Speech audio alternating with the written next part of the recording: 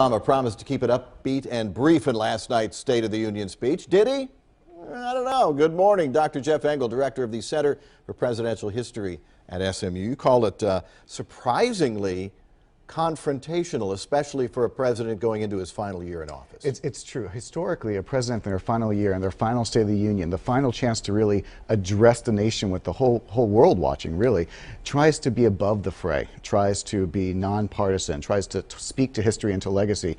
From the very beginning, President Obama inserted himself directly into the campaign by essentially refuting the claims of the entire GOP candidate field. Right. Let's take a look at one of these in which a not-so-hidden slap at, maybe Donald Trump, do you think? Let's listen. When politicians insult Muslims, whether abroad or our fellow citizens, when a mosque is vandalized, or a kid is called names, that doesn't make us safer. That's not telling it like it is. It's just wrong. President, interestingly, I mean, not a veiled swipe at Donald Trump, the Republican frontrunner. It almost seemed as if, because the White House said he was going to be upbeat, positive, not confrontational. It almost seemed like he tried, but he just couldn't resist.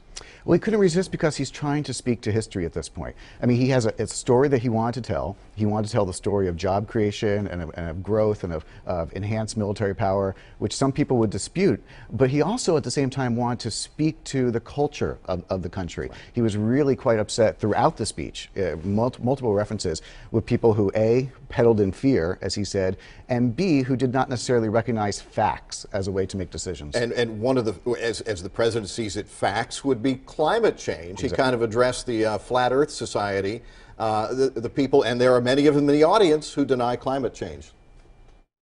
But even if the planet wasn't at stake, even if 2014 wasn't the warmest year on record, until 2015 turned out to be even hotter,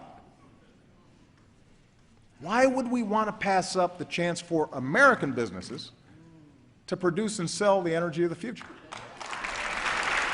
So on that one, he is looking ahead and trying to tie in clean jobs, retraining workers to what he sees as one of his key achievements, which was the climate change agreement.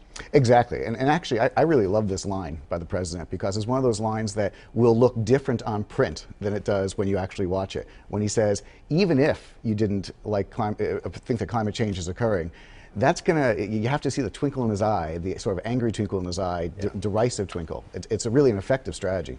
One more admitted failure. He said, if I have to look, I'm sure Republicans could pick out 50 things that they would consider a failure. One that he considered a failure was not keeping his promise that every president makes to work with the people on the other side of the aisle. Well, democracy breaks down when the average person feels their voice doesn't matter, that the system is rigged in favor of the rich or the powerful or some special interest. Too many Americans feel that way right now. It's one of the few regrets of my presidency that the rancor and suspicion between the parties has gotten worse instead of better. Oh, and did we mention this is an election year? He does not really seriously think that it's going to improve in the next year. No, but this is really an important moment for him because, as you pointed out, one of the things he wanted to do was to change the culture of Washington. And he said something very interesting towards the end of his speech. He said maybe a Roosevelt, maybe a Lincoln could have changed the tone. But I have to throw in a little history here. Neither Roosevelt nor Lincoln governed during periods of partisan love.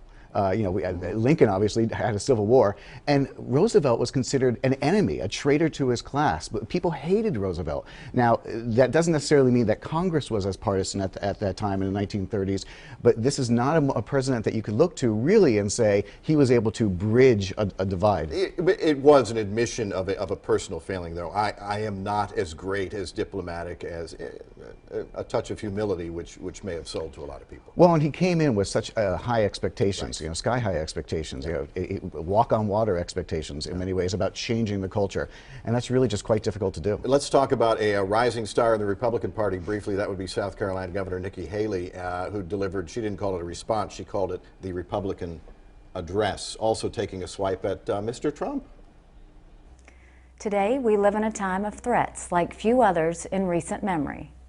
During anxious times, it can be tempting to follow the siren call of the angriest voices. We must resist that temptation. No one who is willing to work hard, abide by our laws, and love our traditions should ever feel unwelcome in this country.